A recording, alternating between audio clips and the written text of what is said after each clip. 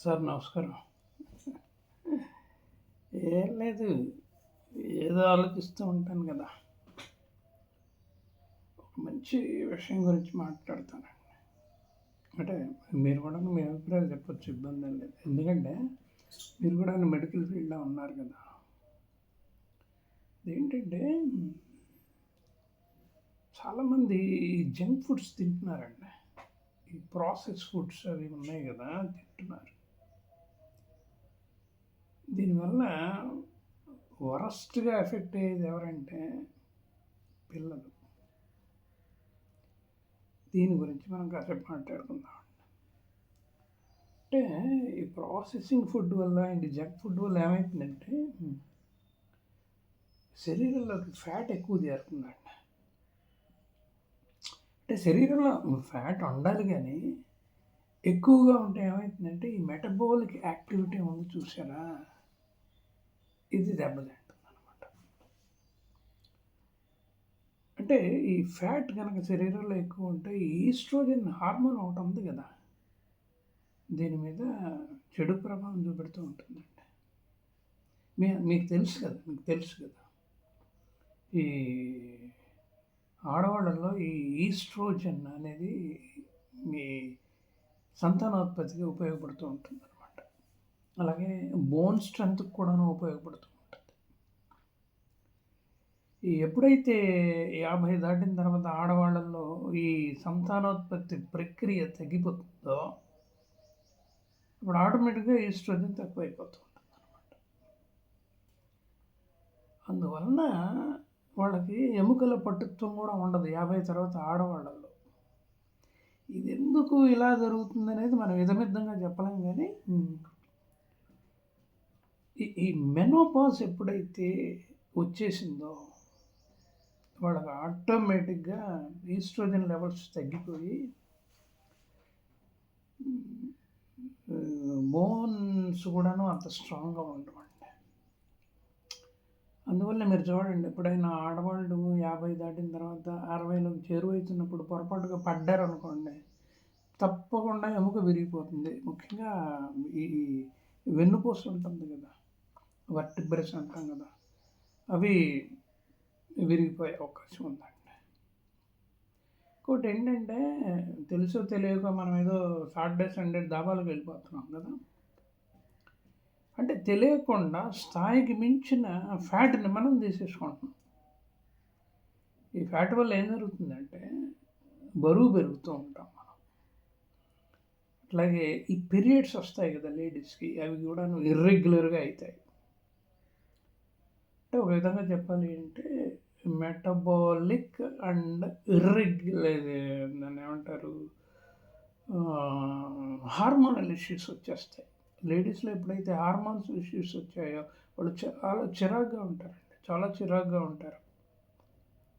Breast cancer కూడాను ఇది ప్రమాదం అన్నమాట. ఎందుకంటే జనరల్‌గా బ్రెస్ట్ అంటే అక్కడ మిల్క్ సెక్రెషన్ జరుగుతూ ఉంటుంది కదా ప్రెగ్నెంట్ లేడీస్‌లో. వీళ్ళు అంతకుముందే ఈ జంక్ ఫుడ్స్ అవి తిన్నారనుకోండి, ఈ హార్మోనల్ ఇంబ్యాలెన్స్ వల్ల ఏమైతుందంటే బ్రెస్ట్ క్యాన్సర్ వచ్చే అవకాశం ఉంది. ఇది ఎవరికీ తెలియట్లేదు. ఏదో చిన్నపిల్లలు కదా అని చెప్పేసి మనం దాబాలకి వాటికి వీటికి తీసుకెళ్తున్నాం కానీ వాళ్ళకి పెళ్ళయి ప్రెగ్నెన్సీలు వచ్చిన తర్వాత అప్పుడు తెలుస్తుంది బాధ. 50 దాటంగానే, అంటే పిల్లలు ఇంటర్మీడియేట్ లేకపోతే 10థ్ లేకపోతే డిగ్రీలో ఎంటర్ అవుతూ ఉంటే ఈ తల్లికి రొమ్ము క్యాన్సర్ వచ్చే అవకాశం ఉంటుందన్నమాట. ఏం లేదండి, నేను ఒకటే చెప్తున్నాను. అదేంటంటే ఈ ప్రాసెస్డ్ ఫుడ్ ఒకటి మనం తక్కువగా తినాలి. అంటే లెస్ ప్రాసెస్డ్ ఫుడ్ అన్నమాట. దీనివల్ల ఏమవుతుందంటే మంచి నిద్ర పడుతుందండి. ఈ ఒత్తిడిని కూడాను మనం జయించే అవకాశం ఉంటుందన్నమాట. ఇది ఎవరికి తెలియటం లేదు. ఎంతకంటే ప్రమాదకరమైన విషయం నేను ఒకటి చెప్తానండి. అదేంటంటే ఈ జంక్ ఫుడ్స్ ఉన్నాయి కదా, వీటిని ఎక్కువగా తినటం వల్ల ఆడపిల్లలు తొందరగా మెచ్యూర్ అయిపోతారండి. అది చాలా ప్రమాదం అన్నమాట, చాలా ప్రమాదం. చెప్పాను కదా! ఇది హార్మోనల్ ఇంబాలెన్స్ వల్ల జరుగుతూ ఉంటుంది ఈ జంక్ ఫుడ్స్ వల్ల. అసలు ఈ జంక్ ఫుడ్స్‌లో ఏముంటాయి చెప్పండి? ఆర్టిఫిషియల్ కలర్స్ ఉంటాయి కదా! అట్లాగే ప్రిజర్వేటివ్స్ కూడా వేస్తారు. అంటే ఒక పదార్థము ప్రకృతికి మించి ఎక్కువ కాలం నిలవుండాలి. ఇప్పుడు ఫ్రిడ్జ్‌లో కూడా కూరలు పెట్టామనుకోండి, కొద్ది రోజులైన తర్వాత మనకు తెలియకుండా అవి కుళ్ళిపోతాయి. ఫ్రిడ్జ్‌లోనే కుళ్ళిపోతాయన్నమాట. అయితే అలా కుళ్ళిపోకుండా ప్రిజర్వేటివ్స్ వేసేస్తున్నారన్నమాట ఆహార పదార్థాల్లో. అది కూడా కాకుండా ఈ ప్లాస్టిక్ ప్యాకింగ్ ఒకటొస్తుంది. ఈ ప్యాకింగ్ వల్ల కొన్ని కెమికల్స్ తెలియకుండా ఆ పదార్థాల్లో వెళ్ళిపోతూ ఉంటాయి. అంటే ఒక విధంగా చెప్పాలి అంటే ఫ్యాట్ గనక ఎక్కువ ఉంటే, అంటే జంక్ ఫుడ్స్ గనక ఎక్కువ తింటే ఈ ఎండోక్రైన్ డిజార్డర్స్ వస్తాయండి.